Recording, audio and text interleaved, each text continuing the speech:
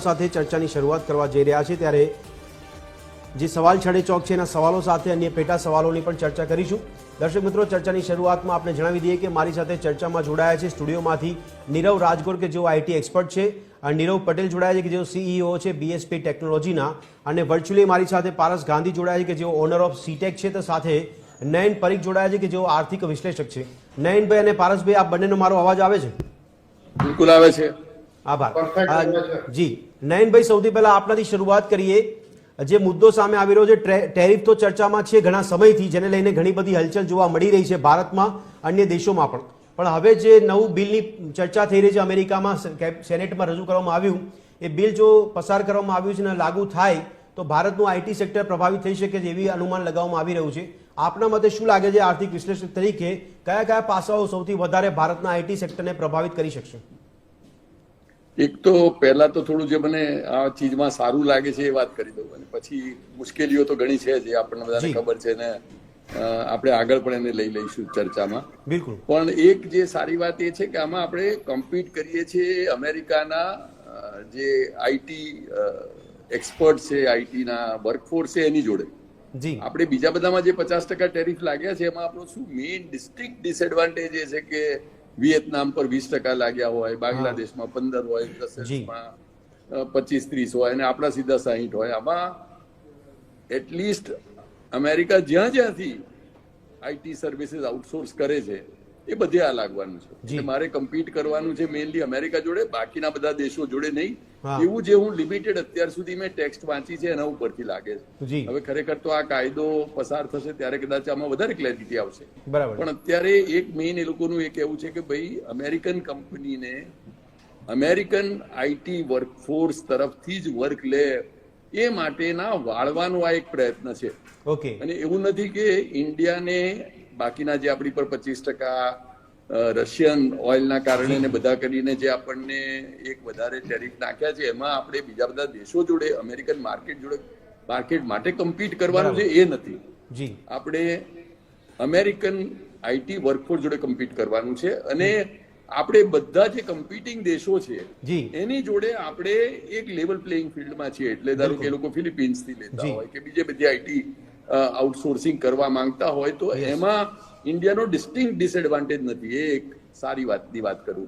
પેલા શરૂઆત સારી વાત પહેલી એક કરી, હવે બીજી બધી એની તકલીફોની છે એની વાત કરીએ. નહીં નીરવભાઈ, એ તકલીફોની વાત કરીશું, પણ એક સવાલ જોડે પૂછી લો આપને. આપે જે વાત કરી એ પ્રમાણે અમેરિકા ભારત વચ્ચેનું જે કનેક્શન આઈટી એક્સપોર્ટ માટેનું, કેટલા એકબીજા પર નિર્ભર છીએ આપણે, ભારત અને અમેરિકા? આપણે 60% મારા ખ્યાલથી આઈટી એક્સપોર્ટ જે બધું કરીએ છીએ એ બધું અમેરિકામાં છે.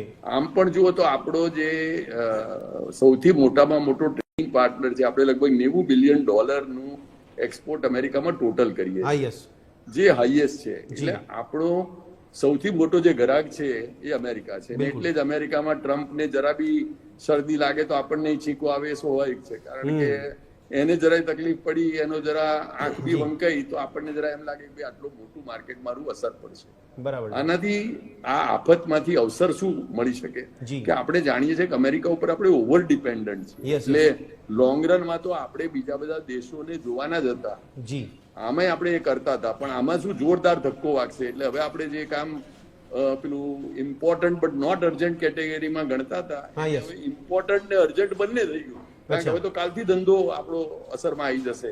એટલે જે આપણા આઈટી સેક્ટરના મિત્રો છે એ તો બધા વધારે વાત કરશે, તો મને લાગે છે કે એક આનું પોઝિટિવ એ થશે. પણ નયનભાઈ, આપ આર્થિક વિશ્લેષક છો એટલે આપની પાસેથી સમજવાનો પ્રયાસ કરીશું કે આર્થિક નિર્ભરતા આપણી જે છે તો એ આર્થિક ફટકા સ્વરૂપે આગામી સમયમાં આપણને મળી શકે છે.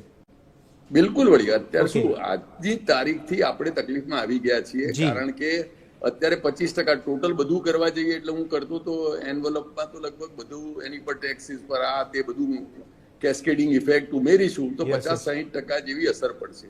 હવે ઓલરેડી આપણા જે આઈટી સેક્ટરમાં આપણે જે ચાર્જ કરીએ છીએ, એટલે પેલું તો શું ધંધો જાય કે ના જાય, પ્રોફિટેબિલિટી કેટલી અસર પડશે, તો હવે આપણે કમ્પીટ કરવા માટે આપણા ભાવ ઘટાડવા પડશે. અને અમેરિકાથી જે લોકો આપણને આપણી જોડે એગ્રીમેન્ટ કર્યા છે એ બધા ફરી નેગોશિએટ કરવાનો ટ્રાય કરશે કે હવે આ ટેક્સ સાથેના ભાવ આપો, અમને જરા રીનેગોશિએટ કરી આપો, આ બધું જે થયું છે એનું બર્ડન કેવી રીતે તમે 90% લઈ લો, અમે 10% બેર કરીએ.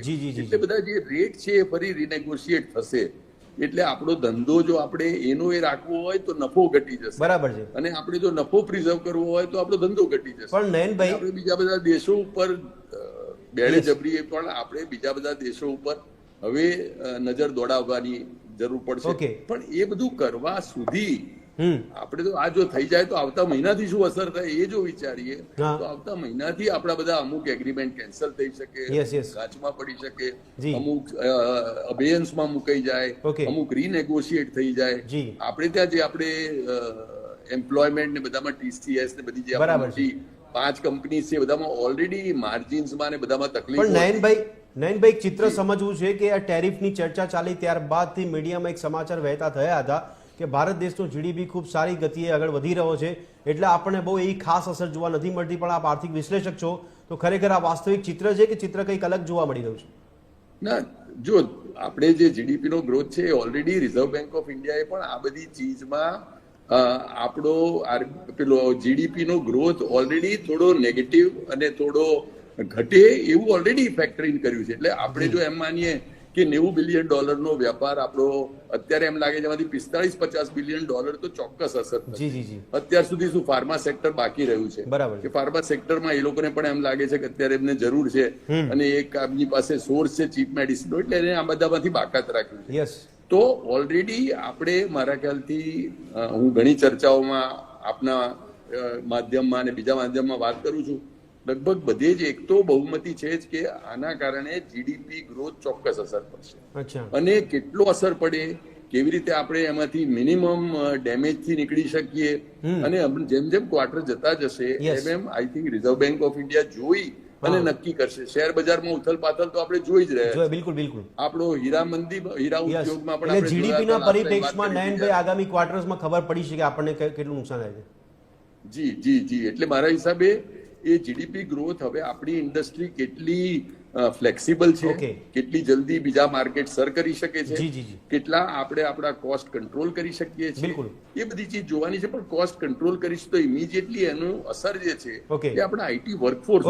નયનભાઈ, બીજા આર્થિક પાસાઓ સમજવાનો આપની પાસે પ્રયત્ન કરીશું. હેલો, આવે છે? બિલકુલ અવાજ આવે છે. યસ નયનભાઈ, સવાલ મારો આપને એ છે કે આ જો પગલું ભરાય છે આગામી દિવસોમાં તો આપણે ભારતના જ પરિપ્રેક્ષમાં સમજવાનો પ્રયત્ન કરીએ છીએ, પણ આ અમેરિકાને પોતાને પણ નુકસાન કરી શકે, કારણ કે જે 50% ટેરિફ લાગુ કરવાની વાત કરી હતી ત્યારે અમેરિકાને પણ નુકસાન જોવા મળતું હતું, એ પણ વિશ્લેષકો કહેતા હતા. તો પછી આપે કીધું કે આજથી કે આવતા મહિનાથી આપણે આ સંકટ જોઈ શકીએ, તો પછી આ પગલું અમેરિકા માટે પણ નુકસાનકારક સાબિત થઈ શકે કેમ? જો અમેરિકા માટે આ તલવારની ધાર પર ચાલવા જેવું છે. એટલે નુકસાન એટલે શું કે જો એક તો એ થાય કે અમેરિકા જે આપણે ત્યાંથી આઉટસોર્સ કરે છે એ ઇન્ડિયન કંપનીઝને કેટલું નેગોશિએટ કરી શકે છે, તો એનો કેલ્ક્યુલેટેડ એક જુગાર છે કે ભાઈ આપણે જો 60% માર્કેટ આપતા આવીએ અને જો આપણો ઇન્ડિયન IT ઇન્ડસ્ટ્રી જો અમેરિકા પર જ નિર્ભર હોય વધારે, તો આપણે એનો એ લોકો અમેરિકા તરફથી જ જોઈએ. તો અમેરિકાના માણસો એડવાન્ટેજ એનો લેવાનો ટ્રાય કરે છે કે હવે આનું શું અર્થ થશે કે 25-30% આપણે ભાવ કાપશે. એ આપણા અમેરિકન વાળા ભેગા થઈને આપણને કહેશે કે ભાઈ 25% પ્લસ બીજો બધો બર્ડન કરીએ તો 50% નો ફરક પડશે.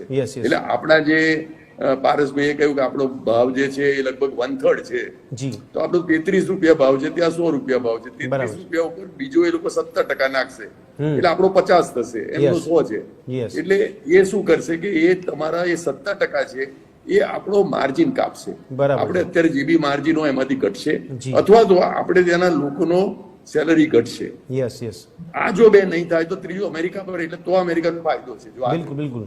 પણ આપણે લોકોએ જો ના ઘટાડ્યું અને એ લોકોએ તો આખા વિશ્વના બધા દેશો બધા ભેગા થઈને જો નક્કી કરે કે ના આપણે નથી ઘટાડવું, પણ શું આપણે નહીં ઘટાડીએ તો કદાચ બીજા કોઈ ઘટાડશે. એટલે જો એ બધા ઘટાડવાનું ચાલુ કરે તો શું થાય કે અમેરિકાને ફાયદો થાય.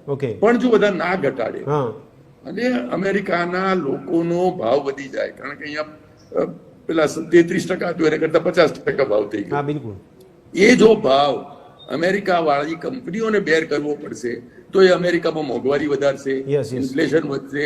ત્યાંની એરલાઇન કંપની જેમ આપણી IT સેક્ટરની સેવા લેતી હોય, હવે એનો ભાવ વધે, ત્યાંની પ્લેનની ટિકિટના ભાવ વધશે. એટલે ત્યાં આગળ ક્યાં તો ફુગાવો વધશે, ક્યાં તો આપણો ભાવ ઘટશે. આ બે માંથી જો કેલ્ક્યુલેટેડ જુગાર છે એમાં અત્યારે મને પૂછો તો મને એમ લાગે છે કે નજીવો એડવાન્ટેજ અમેરિકાને છે. એટલે આપણી જે આઈટી ઇન્ડસ્ટ્રી છે એને કદાચ શોર્ટ ટર્મમાં થોડો પોતાનો માર્જિન કાપવા માટે મજબૂર થઈ જાય તો મને નવાઈ નથી લાગતી. અને મને એમ લાગે છે કે એ કદાચ સ્ટ્રેટેજિકલી આપણા માટે એક પોઝિટિવ મૂવ હોય કે અત્યારે આપણે થોડો માર્જિન ઘટાડી દઈએ, નયનભાઈ આપે જ્યારે માર્કેટ શોધી લઈએ અને જ્યાં માર્કેટ પતે ત્યાં આપણે આ લોકોનો બાય બાય કરી દઈએ. ઠીક છે નયનભાઈ, જ્યારે નયનભાઈ મને યાદ છે કે આપણે એકવાર ડિબેટમાં મળ્યા હતા અને 50% ટેરિફની વાત કરી ત્યારે આપે કીધું કે નેગોશિએશન કરવું જરૂરી છે આ સ્ટેજ પર. બિલકુલ. તો હવે આ આઈટી સેક્ટર માટે જો ચર્ચા કે ચિંતા કરતા હોય તો આમાં પણ આપને લાગે છે કે નેગોશિએશન એટલું જ જરૂરી છે? આઈ થિંક ટ્રમ્પનો ડિસએડવાન્ટેજ જેમ ઘણા છે એમ એડવાન્ટેજ એક જ છે કે માણસ વેપારી છે. હા બિલકુલ. એને આ બધું કહે છે એનો અર્થ એ જ છે કે તમે નેગોશિએટિંગ ટેબલ પર આવો. એને એમ છે કે તમે મને થોડા મોટા ભાવ ગણો. બરાબર છે. એને એમ છે કે હું જગત જમાદાર છું તો તમે મને 2 સલામ લગાડો. હવે આપણે ક્યાં તો એક ઇકોનોમિસ્ટ અને વેપારી તરીકે હું એવું કહું છું કે આપણો મોટો કસ્ટમર છે તો એની જોડે આપણે ટેકફુલી વર્તીએ અને આપણને લાગે કે આપણે એને થોડો વધારે ભાવ આપીએ, એનો ભાવ આપણો જે છે થોડો ઘટાડીએ. પણ અત્યારે અમેરિકન માર્કેટ છે આપણું 60% એક્સપોર્ટનું માર્કેટ છે એને સાચવી લઈએ. પણ સામે વાણિયા તરીકે આપણે બીજા બધા દેશો જોડે સંબંધો બાંધીએ. આ 60% છે આપણે અત્યારે પ્રણ લઈએ કે આવતા 5 વર્ષમાં કોઈ પણ દેશને આપણે 25-30% થી વધારે એક્સપોર્ટ નહીં કરીશું. We don't want to put all our eggs in one basket. આ બધા લેસન્સ આપણી પાસે શીખવાના છે, આપણે શીખીશું. બીજા બધા દેશોમાં માર્કેટ ડેવલપ પણ આવા વિકલ્પો માટેની આપણી તૈયારી છે ખરી નયનભાઈ? એડવાન્ટેજ ના લઈ જાય એ માટેનો પ્રયત્ન કરીએ. પણ નયનભાઈ આપ જે વિકલ્પ બતાવી રહ્યા છો વિકલ્પોની તૈયારી છે ખરી આપણી પાસે કે આપણે હવે આગામી દિવસોમાં જોઈશું પછી કરીશું? બિલકુલ. મારા ખ્યાલથી જો આપણે આ આપત્તિને અવસરમાં કન્વર્ટ કરવી હોય તો મારા હિસાબે એક તો આપણું આઈટી સેક્ટર છે બહુ રોબસ્ટ છે. એટલે આપણી પાસે વર્લ્ડ ક્લાસ કંપનીઓ છે, આપણી પાસે ગ્લોબલ કંપનીઝ છે. જેમ આપણે કહ્યું એમ આપણી કંપનીઝની આખા વિશ્વમાં બ્રાન્ચીસ અને સબસિડિયરી ફેલાયેલી છે. એટલે આપણે સાવ ઝીણા જણા નથી, આમાં સાવ નાની કંપનીઓ નથી, આપણે સાવ એમાં ઉડી જઈએ એવા નથી. We are global giants in some ways. અને એના કારણે હું માનું છું કે આપણે એક એવી જગ્યાએ છે જ્યાં આપણે આમાંથી શક્તિશાળી ઉભરવાનો ચાન્સ આપણા માટે બહુ જ સારો છે. જોઈ રહ્યો છે. પણ નયનભાઈ હમણાં જેમ પહેલા જવાબમાં આપે કીધું કે આગામી દિવસમાં આપણને તકલીફ પડી શકે છે તો આ જો બિલ બને તો એટલે કાયદો બને તો પારસભાઈ કહે છે કે આ શક્ય નથી લાગતું, તો આપણે પણ એવું લાગે છે કે કદાચ આ નિર્ણય ના પણ લેવાય? મારા ખ્યાલથી આપણે આ તમારા ટીવી ચેનલ ઉપર આ ચર્ચા કરીએ છીએ એનો અર્થ જ એ છે, આટલા બધા હું કેટલી જગ્યાએ આને મીડિયા પર ચર્ચા કરતો જોઉં છું, એનો અર્થ જ એ છે કે આપણે એક સિરિયસ સંભાવના જોઈ રહ્યા છીએ કે આવે. બીજું, આ બિલ ઓલરેડી રજૂ થઈ ગયું છે. બિલ રજૂ થઈ ગયું એટલે શું, આપણા દેશની જેમ બિલ રજૂ થતા પહેલા એની કેબિનેટ કરે, એની ચર્ચા કરે, એનો ડ્રાફ્ટ બને, એની લેંગ્વેજ બને અને હવે એને વોટિંગ માટે મુકાય. આપણે જેમ લોકસભામાં કાયદો પસાર કરવા જેવું છે. એટલે હવે એ ના, અને આ જે મૂકે છે એ રિપબ્લિકન રાજ્યમાં મુકાય છે. એટલે મારા હિસાબે આ પાસ થવાના ચાન્સીસ હું વધારે જોઉં છું. બીજું, હું માનું છું કે ચર્ચા કરીને આપણે કોઈ પણ આપત્તિ હોય તૈયાર રહેવું જોઈએ. જો ના થઈ ક્યાં વાંધો છે? પણ નયનભાઈ આશા રાખીએ નયનભાઈ કે આપણે તૈયાર તો રહી જઈએ. નહીં, બિલકુલ નયનભાઈ એ સ્તર પર મહેરબાની. ઓકે, આપે કીધું એ પ્રમાણે એ સ્તર પર નેગોશિએશન કરવા માટે તૈયારી દાખવવામાં આવે એ સારી બાબત છે.